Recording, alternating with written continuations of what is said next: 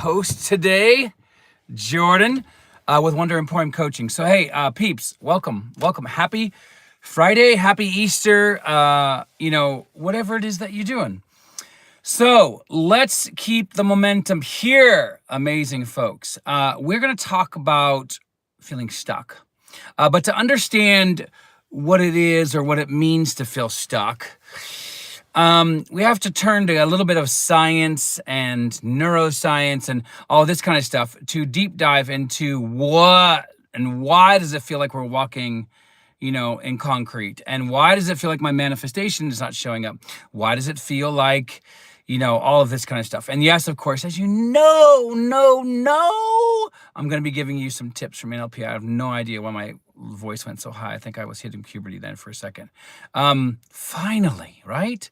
But anyhow, so what I want to do is I want to talk about feeling stuck, right? And hello. So feeling stuck, either in life or in manifestation, is a series of reasons and series of things, right? Hey, how you doing, Redhead? Welcome. So we're going to talk about feeling stuck, but there's actually a load of reasons why you could be feeling stuck. And again, when I say stuck, I mean maybe in your own goals or your own habits or your own future, whatever it is, right? We're going to be deep diving into that. And by the way, these are the same reasons why you're going to feel stuck in manifestation. Because remember, manifestation just means experience, right? So it's what you're experiencing. Oh, pretty good. Thank you so much. I really appreciate that question. Yeah, very, very good. Just had a few sessions with some clients and it went awesome. So yeah, thank you so much. Okay, so there you go, your little nose shot. So let's just deep dive. Okay, why do we feel stuck? What is it about feeling stuck that makes it feel like it's impossible to get out of? Okay, so stuck is a cycle. Okay, so stuck is a story. Stuck is an identity. All right, so remember our identity. So Neville says it this way, right? We're always passing through states. Okay, so if you're not passing through a state, that means you're stuck in one. Okay, are you with me? So remember, what are states? States are bodies of beliefs that, if assumed for long enough, turn into what?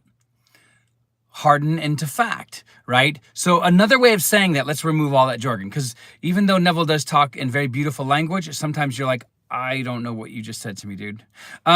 So what he's really saying is the more that you repeat these beliefs, right? The more that you repeat them, they become patterns. And then the more that you follow through on those patterns, the patterns become ways of seeing the world. So when he says this, beliefs or states harden into fact or assumptions harden into fact, the harden into fact, whenever you hear that or read that, if you're reading any of his work, when you read that phrase, because he says it and uses it quite a bit, harden into fact, what he's really saying is this is going to become or is a perception filter. That means it's become a way in which you've seen the world.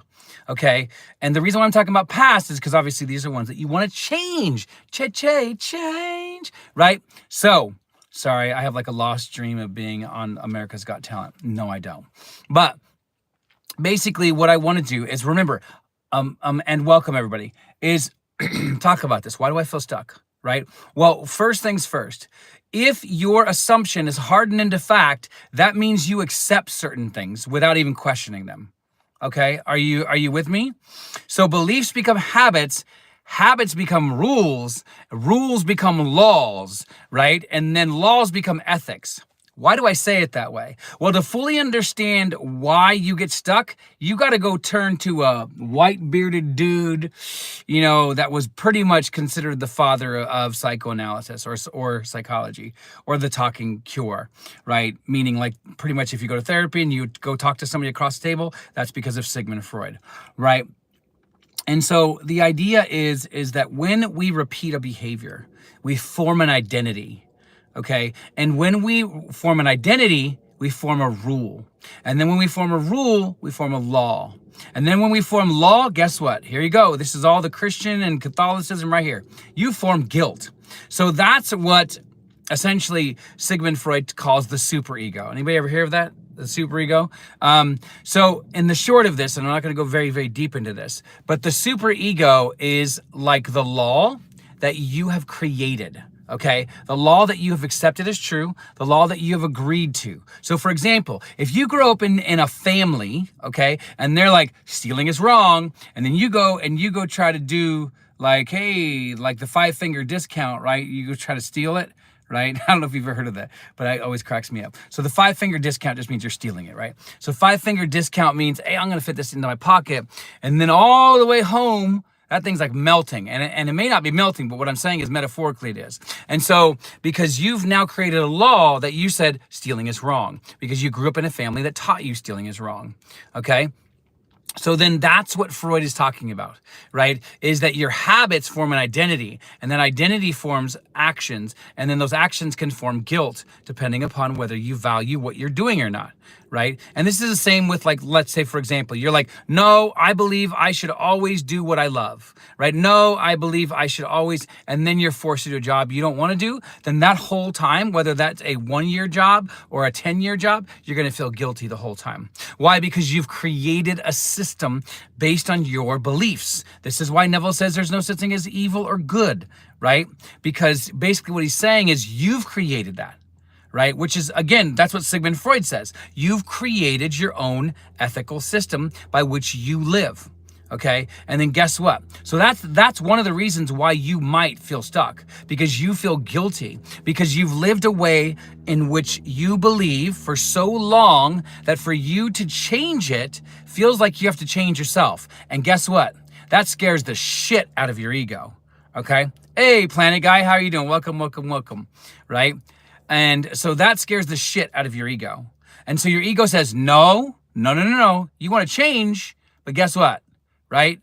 That's going to cost you. And by the way, it does. Why do you think Neville says, I dare you to assume? Think about a dare and what it is. What is a dare? That's like saying, dude, where you are now is not where you want to be, right? So I dare you. That means I dare you to let go of everything. I dare you to let go of the limiting beliefs. I dare you to let go of the pain. I dare you to let go of blaming other people. And that's, by the way, that's reason 2. Why do we feel stuck? It's because we're in victim mode. Neuroscience, this is pretty crazy, by the way. So neuroscience shows that essentially, if you're in victim mode, right, there's actually a path that they can trace back to where it all began. Because usually victim mode comes from indifference, which means I don't care, right? I just don't care anymore, okay? And then that comes from feeling like there's a part of your life or a relationship or a moment or a memory or a boss or whatever it is. There's something in your life that right now you don't feel like you have power over. Okay, so then what that does is that starts, by the way, that starts the momentum to victim thinking.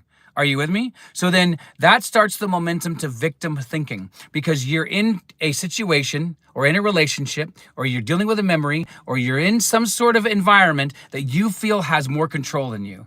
So again, if you're in a job that sucks and you're like, I can't leave it because I need to pay bills, right? Or whatever it is, then that will lead to indifference, where you start to stop caring, where you're like, I don't care anymore. I don't care about my job. I don't care about anything else. And then you start feeling powerless. Then the more you repeat that turns into an identity, which is now not only is this one situation bad, everything is bad. Hence what victim mentality is, right? And again, I'm going to give you a technique, right, at the end of this. Actually, probably 2 from NLP. And so what you have to realize is that if you're feeling stuck, whether it be manifestation or in life or whatever it is, these are several different reasons, right? So again, like we just said, is you either have created a belief system that now makes you feel guilty for not following it, and now you want to change it, and you're like, it's so hard because I feel guilty and I feel like I'm betraying my own self. And honestly, it actually feels like that way. By the way, when Jesus says to deny yourself, that's really what he's saying. Betray yourself. Betray those beliefs that don't serve you anymore. Betray those ethics, right? And I'm not saying go steal stuff. What I'm saying is, I mean, if you do, just make sure you share it with me. But anyhow, what I'm saying is, that you have to realize that there's several different reasons. So again, one is what? Guilt or guilted belief systems that you keep repeating and patterns that you keep repeating over and over and over, that you've formed an identity. That's really what also Neville means when he says it hardens into fact. Now you identify with it, okay? So if you have an assumption and it's not one that you want to have, well, guess what? You're going to have to create a new one. Okay, don't worry, we're gonna talk about that as well. So again, that's reason one. Reason two is what? Neuroscience. Neuroscience says what? That basically, I feel like I'm doing like Mad Libs with you guys, is when you have a situation, environment, a marriage, a job, a boss, whatever it is, even a belief that you feel is really hard to let go of, or that you can't let go of, or that you've created reasons for. Because remember, what does Neville say? Abandon reason. Okay, but reason what? Where do we find reason? Does anybody know that? Where do we find reason?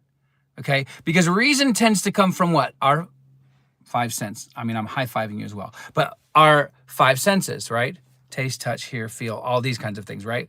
So that's where we create reasons. And yes, yeah, son, yeah, it does actually come from culture as well. But what are we doing before we see and notice culture?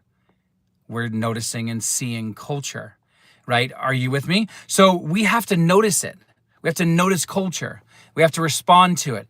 This is why, like, for example, people will notice them, like certain patterns in society and be like, well, it's not me, it's them. No, no, no, no. You just notice that pattern. You just notice something, which means now you have a belief system that has told you that you should notice it.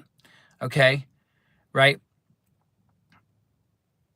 Oh, thank you, Red Hood. I really, really appreciate that. Yeah, I don't find them as separate, right? I don't find science and manifestation as separate. In fact, Neville calls it a science, right? And he also calls it an art. Yeah, thank you for that. And so, again, when you're looking and perceiving, noticing, and again, you could remove any jargon of manifestation. We're just talking about psychology right now, right? And so, oh, that's all right. Yeah, you're all good. And so, again, when you're looking at yourself through the lens of, hey, I just noticed this in culture, you notice that because you notice it in yourself. Remember, we only notice who we are. That's it. So if life is good, life is great. By the way, this is very backward thinking, and this could be the third reason why you're stuck. But is when you notice something and you forget that it's coming from you. So then you start pointing to culture and saying, oh man, look at, there's so much misogyny. Now, I'm not saying that there isn't misogyny. I mean, I'm on the other side anyways. I'm pro equality. But I mean, like, basically what I'm saying though, is that whatever you notice in yourself is a value. And so what you're only going to do then is you're just going to notice the values that you have. That's really what Neville is saying when he says that you live from a state, right? Is you're noticing only from the beliefs that you accept of yourself and others and the world as true. So then you could be stuck because you've actually not modified any of those beliefs, right? Because you don't want to change them. Because you keep pointing to things of why you think you're right, and guess what? That makes you feel good. That gives you dopamine. It's called confirmation bias. So confirmation bias, and by the way, so there's two types of confirmation bias, and this is another tip right here. Okay, so we're going to talk about reason 3, but then reason 3. So reason 3 is also going to be a tip for you to use, okay? So there's bad confirmation bias and there's good confirmation bias, okay? So confirmation bias just means this. I see it, it reinforces what I already believe, okay? So then I must be right, okay? So if you're like, oh, people steal, and then you turn on the news and then guess what? What do you see? Oh, the news is about 5 people who stole 5 different things. Okay, that's confirmation bias. Yeah, but see, the world is like this. So then what you're doing is you are stuck because you are only filtering through that confirmation bias. You're only filtering through, oh, I believe this, but look at this. It's actually proving me to be, no, it's not. It's not proving you anything. All it's doing is it's proving you what you believe, not that you're right or wrong. It's only proving that what you've accepted is true and what you've turned into a value. And so it's actually turned into something where you can look at it and then it becomes a value. And then every time you do that, by the way, people know what dopamine does initially. It's not just a reward neuromolecule. It's also an expectation neuromolecule. That means the more you do something, the more you repeat it, the more you get rewarded for it. Hence why it's hard for people to, like, for example, overcome drug addiction, right? It's not only that they're getting rewarded for the drug, they're also getting rewarded for the habit. So they're getting 2 doses of dopamine on top of actually taking the drug, right? And so, again, what's happening is that you are relying on your confirmation bias. So if you start saying, oh, I'm trying to manifest this, but it's not happening, notice what you're focusing on. Notice where your attention goes, okay? Because what's going to happen is you are going to go straight to why you're right, okay? Right? And yeah, so son, that's very, all right, I definitely want to come back to that. So, all right, so I'm going to come back to that after this. So again, what you want to see though is that there's also good confirmation bias. So this is a tip. So good confirmation bias is I'm only looking, and this is what Neville calls selective hearing. So it's really, really like a positive, confirmation bias. And so what it is saying I only want to see good, right? I only want to see that my assumption is fulfilled. I only want to see that my manifestation is fulfilled. So what you're doing is you are training, right? This is training for your senses and reason because, and son, you actually cracked it on the head right now, right? Is that your brain wants to fill in it is like a Mad Libs. I don't know if you've ever known much about that, but that's like that little kind of game where you have to fill in with adjectives and pronouns. Anyways, if you never heard of it, don't worry about it. Basically, it's your brain's ability to fill in the gaps. So for example, and here's another tip, okay? When you want to manifest, don't say I'm manifesting health because I'm exercising. No. I'm manifesting health because I'm manifesting health, or I'm manifesting health because I'm healthy, right? Not because there's another reason. Right? Or, right? So again, this is what I call, and I teach my coaching students is basically, this is called the power of because. And this is actually going back to what Son is saying right now, okay? Is that you want to say, okay, I manifest good things because I manifest good things. Why? Because Son is actually, I'm hitting on something very important. Your brain wants to fill in, and I'm going to tell you why and how to stop it. But basically, your brain does want to fill it in, okay? Not necessarily with negative, but it does want to fill it in, okay? Which means your brain wants to fill in that because, okay? So when you say, okay, I manifested $1 million because I won the lottery. Nope, you don't want to do that because you're actually trying to prime the how. You're trying to control the how. All you want to say is, I manifested $1 million because I manifested $1 million. You're saying it as a fact, not as it's not a correlative, which means it is not something that depends upon something else. It's just a fact, right? Are you with me, right? So you don't want to build a rule around what happens and the way it happens. It's I'm healthy because I'm healthy. I'm in love because I'm in love. I'm married because I'm married, right? Not because I did a scene, not because anything, right? Even Neville discourages this. Don't rely on the methods. The methods are only to get you into the state of conviction, which is to say, I have what I have and that's it, right? And he calls that brazen impudence, which is actually a technique of his. What that means is you're going all out. You're burning all the boats, right? There's no plan B. There's only plan A, and that's it. And you're not accepting anything else. No matter the timeline, no matter how long it takes, nope, there's no plan B ever. Right? And that's brazen impudence. Okay, that just means I'm closed-minded, not to change, not to growth, not to learn new techniques, not to learn all those things, but to this area of belief, I am that person who is married. I am that person who is happy. Whatever it is, you don't let anything detour you. Okay? That's very, very important to recognize that. Okay? So again, let's go back to what Son was saying, because this is actually a good kind of like segue into what we're talking about, is basically what you're going to want to do. And this is why the SATs are the way they are. Okay. Right. And I will definitely answer that music as well. And so your brain wants to do this. Okay. It wants to rely on memories. And that's actually how it operates. This is a very powerful technique. I'm actually teaching a workshop on how to, create a self-concept based on this model that I'm about to teach you, okay? And so what it is this. Your brain wants to fill in the details. Where's it getting it, though? Does anybody know? Your brain is getting it from your ego, but where is your ego developed from? Your memories. Where are most of your memories relied upon? Not yesterday, usually 20 years ago, usually 15 years ago, usually when you were a teenager, usually when you were a child, right? So guess where your brain wants to fill in those gaps from. So right when you say, I want to, right? And then you, let's say, for example, have limiting like thoughts or emotions around money. Well, guess what? As soon as you say, I want to be rich, it's going to say, No, because remember that lesson you got taught by your parents when they divorced over money, right? Or whatever it is. So your brain's going to go here. This is why, and this is why I shared before when I started this whole series, is that you have to recognize that these states akin to sleep, these scenes, these imaginary scenes that you're creating are not scenes. They are memories. You are literally creating memories to replace what is accessed when you start saying, I am rich. So what you're doing is you're not only just replacing them, because the more you repeat it, as we're talking about habits today, and identity is what? A series of habits that relies upon your memories, right? You are creating the habits that create the identity of what it means to be a person who is rich, right? Now, here's the thing. Do you want to be rich or do you want to be wealthy? Because winning the lottery is not the same as being, Elon Musk. It's just not the same, right?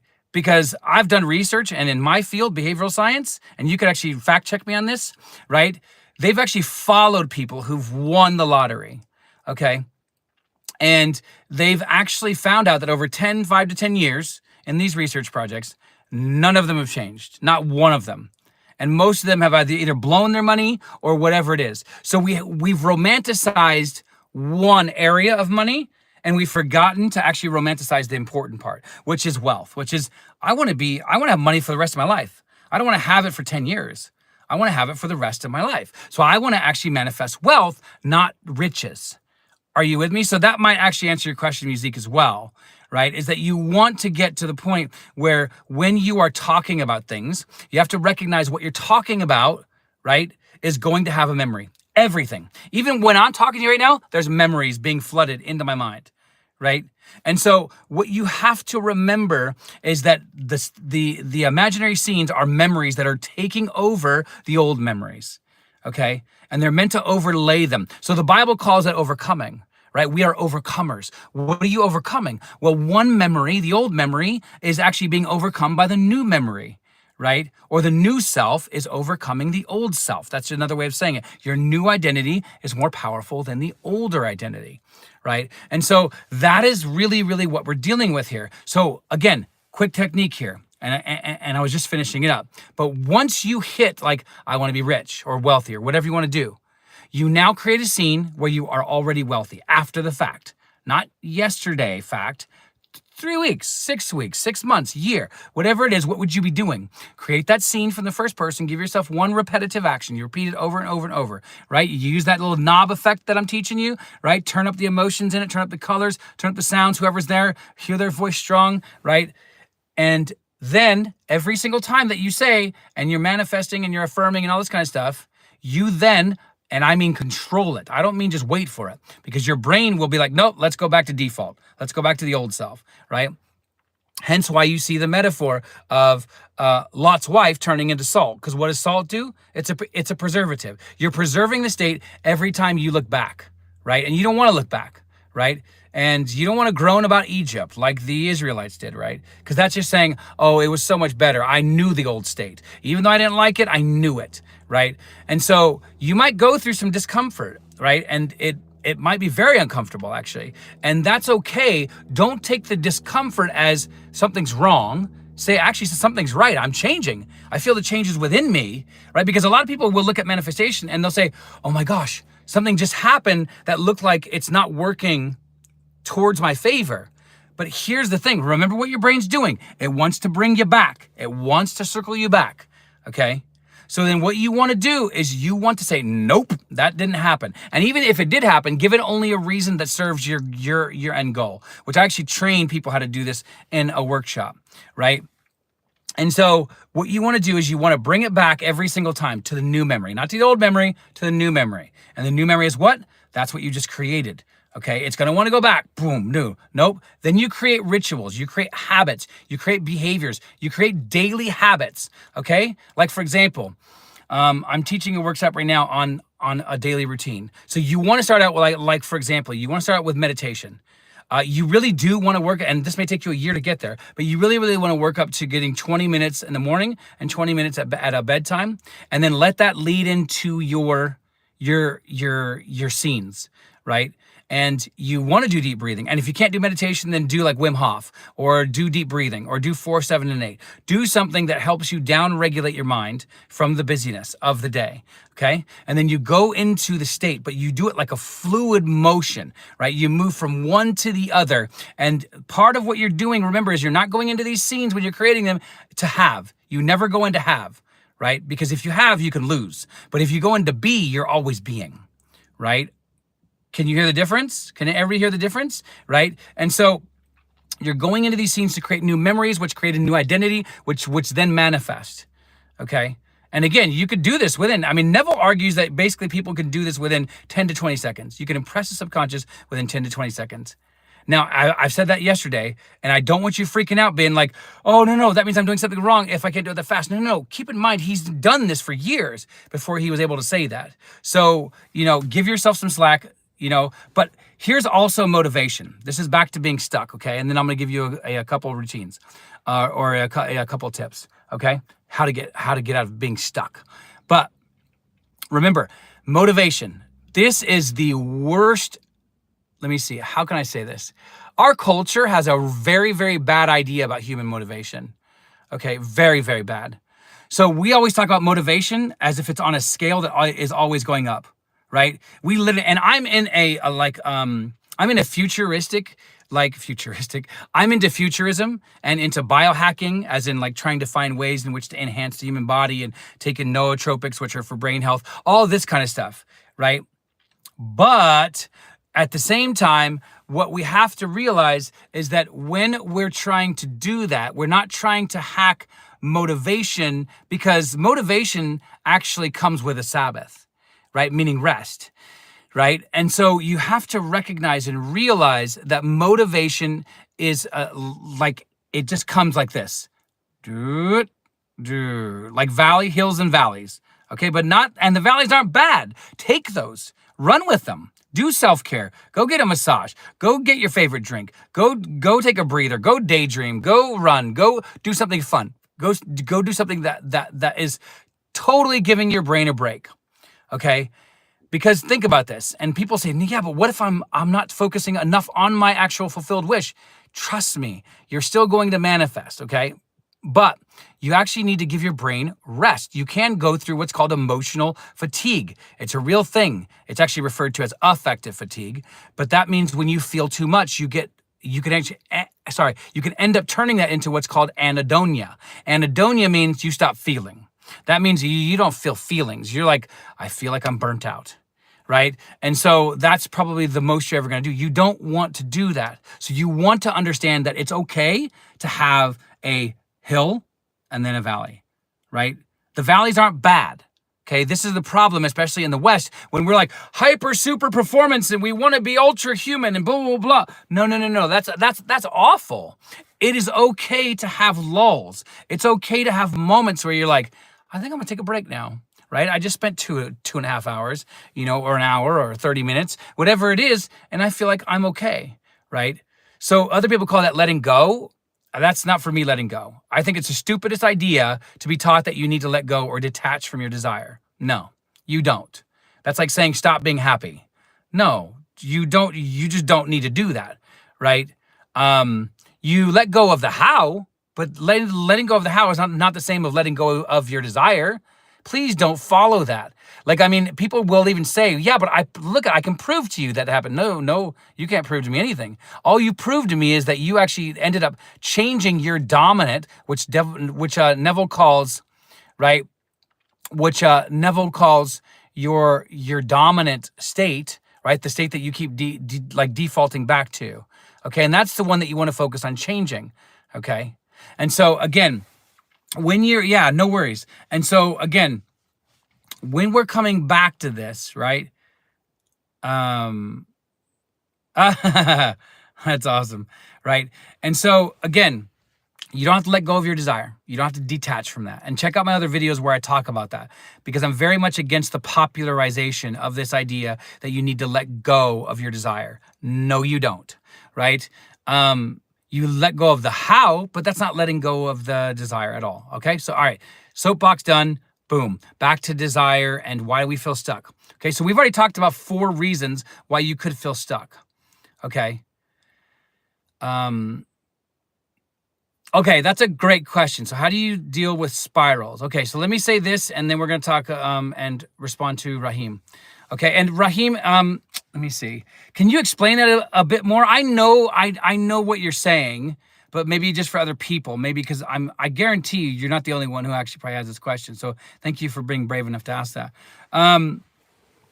But basically, okay, so remember, this is human motivation, right? There's nothing wrong with being human, right? And that's the other side to this. People get so extreme about manifestation. They're like, no, the human body's a prison. Even Neville had that belief, and I don't agree with him, right? That's a very ancient Greek idea that the body is a prison and that we should feel like we're somehow stuck in it. No, why? Why would God go through, or whoever, whatever you want to call it, invented us and invented this human suit to be like, no, we should hate it? No, that's so lame. Don't do that. That creates so much mental health issues that I've seen and I've dealt with, because that's one of my specialties, is I actually am trained in mental health. So, I see too many people in these circles who are like, yeah, but I want a great body, but I've been taught to hate it. And yes, some of that is from culture. I get it. I totally get that. But what I'm saying is that don't. I mean, this is the vehicle by which God expresses itself and by which God actually experiences what it's manifesting, right? So love your body, love yourself, love this moment, right? Okay, so how do you handle negative spirals? Okay, 1, don't call them spirals. So again, this is actually one of the tips anyway, so thank you, Rahim, these are called modal operators, okay? I know it sounds like something out of the Matrix, and it probably is.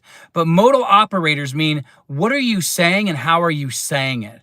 Okay, this is from NLP. And so modal operators, and I guarantee you, here's your challenge. You want a challenge for today? I guarantee you're going to be blown away. Do it for the rest of your day. Even if you only have 2 hours of daylight left, it doesn't matter, right? Until you get, basically just become aware. Modal operators are how you talk about what you talk about. Okay, so if you're looking at oh, I can't get more money because the housing crisis. I can't get more money because I don't have a good job. I can't get more money because I have limiting beliefs. I can't get more money because my mom won't give me any. I can't get more money, right? So did you hear how many times I use the word can't? Right? And so that's a modal operator. That modal operator, by the way, is an arrow. Arrow to what? To what you really believe, right? This is not about guilt. This is not about making you feel like shit. This is about you feeling free enough to be aware of oh, so that's what I believe right now. That's where I need to focus on changing that, right? So then how do you do that? Well, this is basically not very far from what Neville calls inner conversations, right? And you got to change those. And so you got to change them how? Well, you change them by guiding your thoughts in the moment. Yes, in the moment. If you start saying, I can't, and you hear that, stop it then. Don't wait to finish it, right? Even Neville says, it's so funny. Even Neville says that people have this kind of almost twisted affection for wanting to follow through on their limiting beliefs, okay? And it's so true. People just want to tell the story. They just want to keep telling the story, right? Oh, thank you, Rahim. Right, and so that's again, and this is the 4th day I've said this, and I apologize, but you have to understand why it's so important to get this. Okay, so when the Bible says, "Let the dead bury the dead," it's saying stop telling the story. Don't give this body, right, of beliefs a funeral. Okay. Yeah, pretty close, Red Hood. It's modal, so everything else is spelled correctly. It's just A rather than an E. So rather than model operator, it's modal. So A-L rather than E-L. And you want to change those. I guarantee you start. Neville did this, and he would actually encourage people to do it 18 hours a day. People get, I told that to a person yesterday on Reddit, and they were like, nope. And so you have to realize, if you're not willing to commit to this, then you can't complain about the lack of change in your life, right? And that's not meant to make you feel bad. That's meant to make you aware, okay? Are you with me? Hang on, let me just check really quick. Okay. Okay. So, yeah, modal operator, right?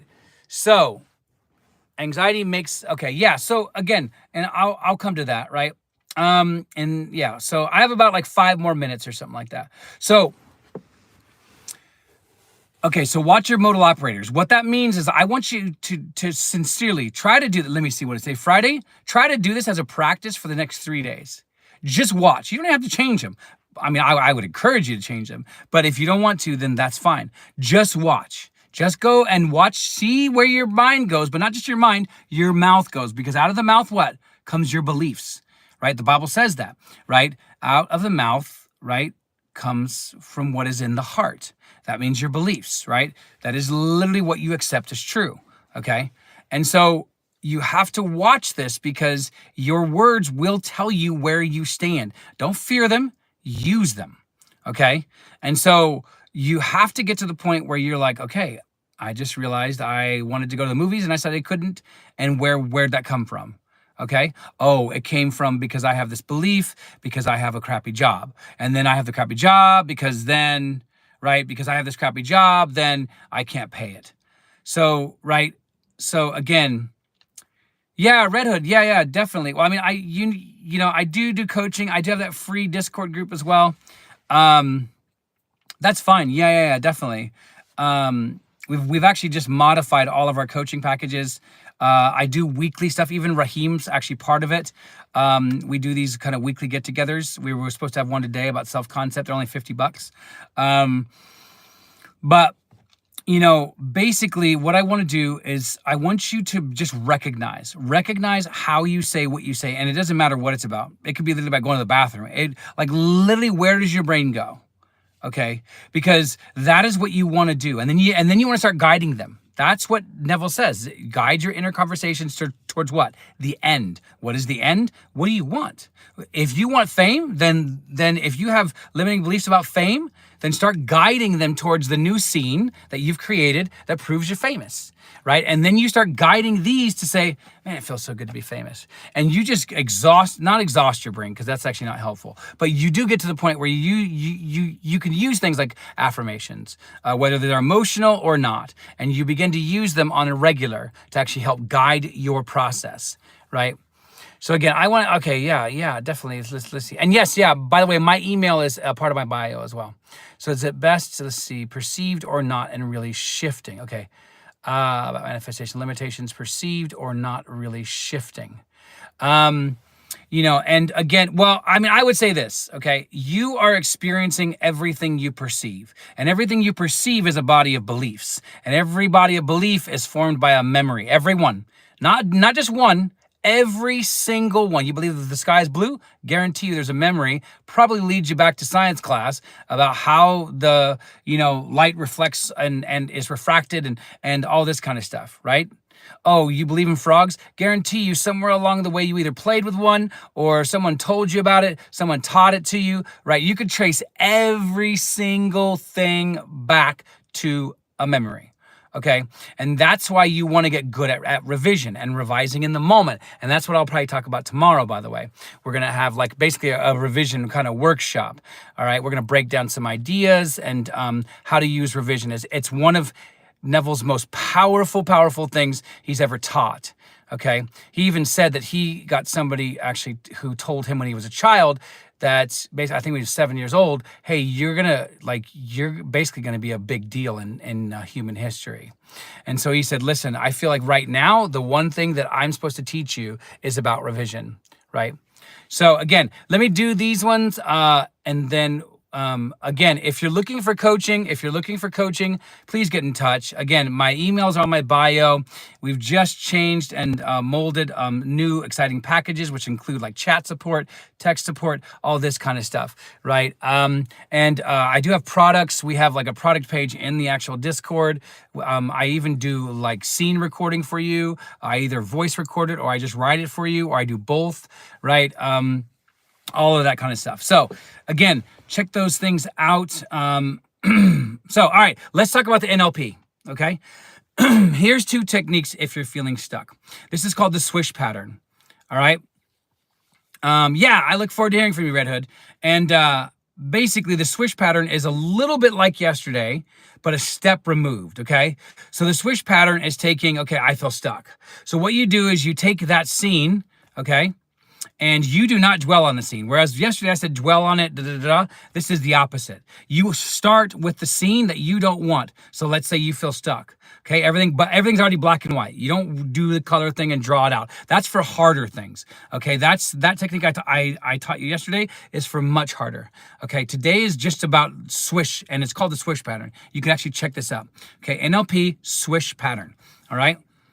And again, I can teach you how to do this as well, and even with stuff that you might be dealing with, limiting beliefs, fears, whatever it is, okay?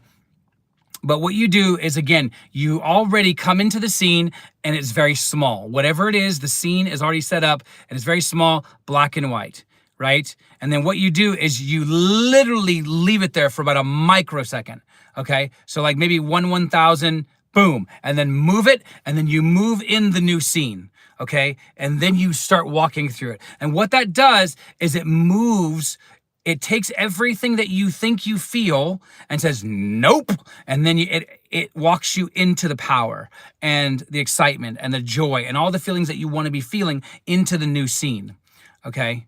And so that is very, very powerful if you get this good. And again, remember, everything in NLP is about anchoring. So again, for me, it's the using this. And once you feel the power of that scene, remember, pinch your thumb and whatever, or if you want to, align it with a song. Like literally play that song. It doesn't matter what the song is. It could be Bootylicious. It really doesn't matter. But every time you hear that song, it actually triggers it. It can be an image. Like for you, let's say you're trying to manifest a trip. Okay, well then put that image on your desk at work. Whatever it is that's going to trigger it, and that's going to actually prime you. So priming or anchoring is what you want to do every single time you go into a scene and you feel it real. You want to prime it so then if you ever have doubt, boom, right in that second, you can actually get that, and that will actually generate the feelings and emotions and memories and power and the new memories actually, right, in the moment. Okay. And I use this when I do stand up. I use it like for more confidence, whatever it is. Right. And so it's a very, very powerful technique. One day I'll probably just do just an NLP workshop on a few techniques and why they work and how they work and areas in which you can use them. Right. But that's one of the most powerful techniques is using the swish pattern, right, on the regular. And by the way, you have to do this more than once. Any of these things that I've taught you this whole week and for the next 2 days, because I'm going to do, a meetup tomorrow and Sunday as well. And we'll kind of end that then. But basically, again, swish pattern, boom, go into the scene, already have it set up. This is the scene that you don't want to feel, and it's whatever you're living now. So you black and white it, right? If you want to, you can squeak everybody's voices, including yours, make it sound funny, right? Make it sound small, compact it till nothing, or just push it out of the way, and then boom, all color. Like it's flipping like you just walked into a musical, right? And then the musical is your new scene, and you're like, whoo, right? And so you're rushing into the new feeling, okay? And that's how you know you've done it. And again, it might take a second for you to get there, okay?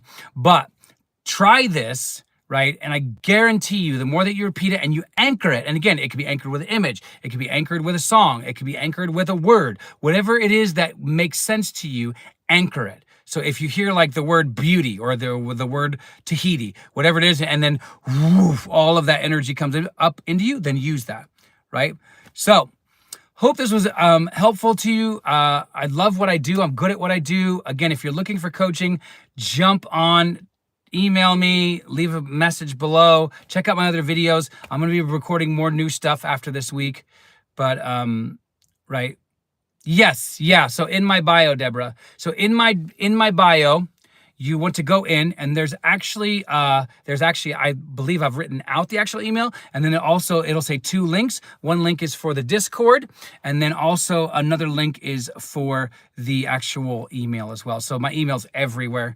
Again, if for some reason you can't find it, just hit me up here, leave a comment below, and I'll make sure we get in touch. But thank you all for being here. Thank you for taking time out of your busy day. You all are awesome. And I really, really appreciate all your support. I couldn't do this channel without you. So much love, and I will talk to you tomorrow about revision. All right. Enjoy the day, awesome people. Thank you.